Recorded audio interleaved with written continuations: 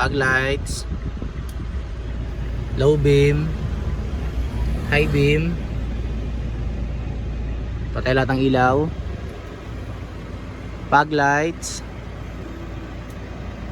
low beam, high beam.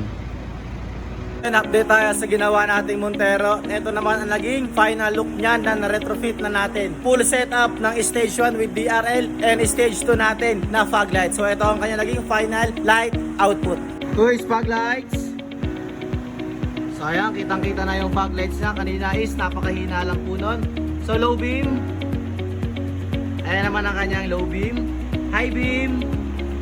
Ayan. So ang kanya naman DRL is kanina, pansin nyo kanina is parang sunog na o nag-yellowish. Ngayon naman is puting-puti na. So ko is spark light. Ayan. So ito ang aming DRL. Ayan, nakita nyo puting-puti na po yan. Siyempre, hindi mawawala dyan yung sequential. Sige ko is signal. Ayan, signal. Sir, magandang gabi po. Sir, ano po yung masasabi nyo sa stock ninyo kanina versus ngayon po na retrofit na ng Crazy Modes yung headlights ninyo? Laki ng difference. Yung stock, wala ka talagang makita. Kasi kahapon, nag-drive ako ng ulan. Wala ka talagang makita. So ngayon po, okay na po siya. Tulad nito, it's the woods.